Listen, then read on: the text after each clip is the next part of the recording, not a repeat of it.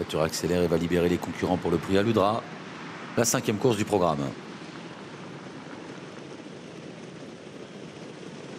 Obama qui est un peu repris en début de course. Bon départ pour le numéro 5, Udo Durwell, qui accélère avec hasard certain côté corde, qui s'élance bien au centre. Axo de la Chaux, il est bien parti. Avec également le numéro 1, Artefax, qui vient de quitter la corde pour essayer tout de suite de se sortir du piège, alors qu'en dehors, il y a Hardy Deslandes qui est en train d'accélérer pour venir se placer. Aringo Kina vient un peu plus loin et a plutôt bien démarré, alors que le numéro 8, Even Star, est parti assez lentement et se retrouve en queue de peloton, un petit peu décroché d'Horizon de Brie, qui est en avant-dernière position. Ils sont dans la descente. Axo de la Chaux à l'avantage à son nez extérieur. Hardy Deslandes se rapproche un peu avec tout près en dedans le numéro 5, Udo Durwell. Aux fautes du favori. Le favori Obama qui vient de faire une faute.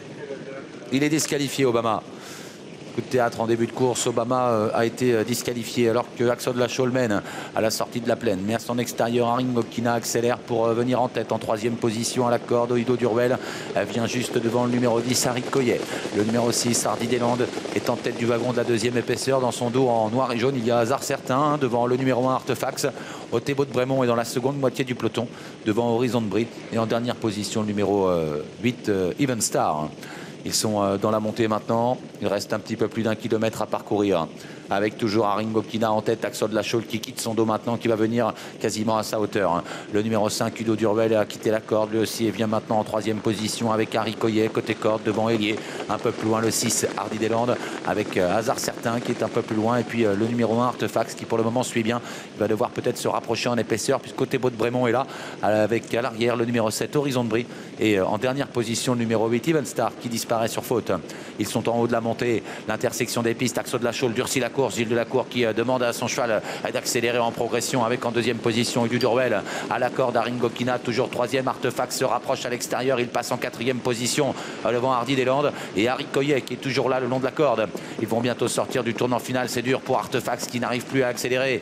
Axo de la Chaux a toujours l'avantage. Udo Durwell qui tente de venir lui prendre le meilleur. Aringo Kina est 3e. En retrait le numéro 3, hasard certain, qui va tenter de refaire du terrain. Harry Coyet côté corde avec au centre Hardy Deslandes. Il reste 200 mètres à parcourir. Udo Durwell qui tente de prendre l'avantage maintenant sur le numéro 4, Axo de la Chaux, qui répond bien à la corde, mais Udo Durwell a pris le meilleur. Francan qui a pris le meilleur avec Udo Durwell. Axo de la Chaux en 2e position devant Aringo Kina. Udo Durwell s'impose. La 2e place pour le 4, Axo de la Chaux.